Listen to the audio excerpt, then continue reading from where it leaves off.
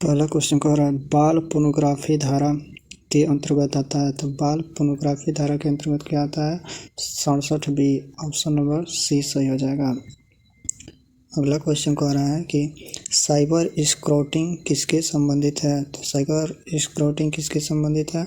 Domain नामक विवाद से। ऑप्शन नंबर ए सही हो जाएगा। अगला क्वेश्चन कह रहा है कि IFC शब्द का अर्थ है। तो IFC शब्द का अर्थ क्या है? इंटरनेट सेवा पद्धति। ऑप्शन नंबर बी सही हो जाएगा। अगला क्वेश्चन कह रहा है किसी वेब पेज या वेबसाइट की प्रतिलिपि बनाना और उस प्रतिलिपि को गति प्रदान करने के उद्देश्य से संग्रहित करना बाद की पहुंच को कहा जाता है। तो क्या कहा जाता है? तो इस क्रैशिंग कहा जाता है। ऑप्शन नंबर सी सही हो जाएगा। अगला क्वेश्चन कह रहा है कि IFT शब्द का अर्थ है। IFT शब्द का क्या अर्थ है?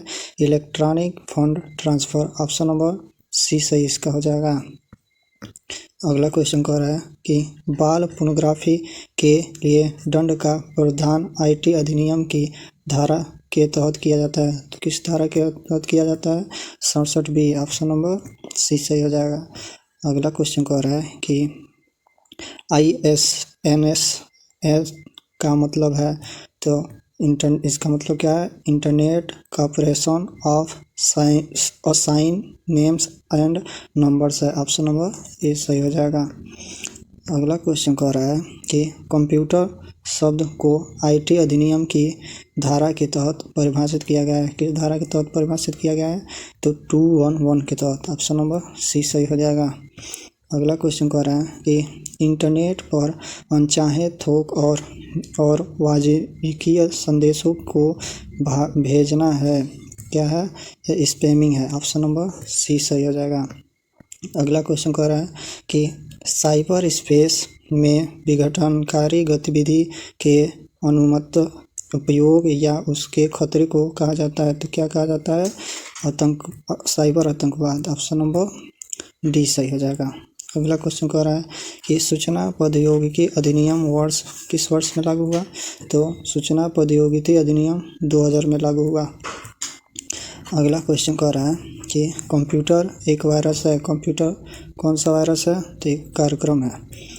अगला क्वेश्चन कह रहा है कि धमकी भरे व्यवहार के बार बार उत्पीड़न की कार्रवाई को क्या कहा जाता है?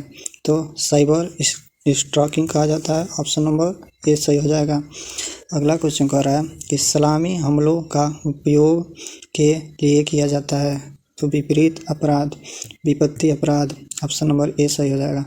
अगला क्वेश्चन कह रहा है कि ACL का मतलब है। ACL का मतलब क्या है? तो एक्सेल कंट्रोल सूचना। ऑप्शन नंबर सी सही हो जाएगा। अगला क्वेश्चन कह रहा है कि IT अधिनियम 2000 संशोधित हुई। तो कब संशोधित हुई? 2008 में संशोधित हुई। ऑप्शन नंबर बी सही हो जाएगा। आयकर अधिनियम के अनुसार कोई ग्राहक है। क्या है? तो एक व्यक्ति है। ऑप्शन नंबर ए सही हो जाएगा। अगला क्वेश्चन कह रहा है कि DSC निम्नलिखित के बीच एक बाध्यकारिक संबंध बनाता है। तो कौन सा बनाता है? ग्राहक और जारीकर्ता। ऑप्शन नंबर बी सही हो जाएगा। अगला क्वेश्चन कह रहा है कि अधिनियम की योजना में धारा 43 से धारा 45 वे हैं जो निम्नलिखित श्रेणी में आते हैं। तो कौन है? तो साइबर अपराध। ऑप्शन नंबर ए सही हो जाएगा। अगला क्वेश्चन कह रहा है कि नेटवर्क सेवा प्रदाता में सम्मिलित हैं।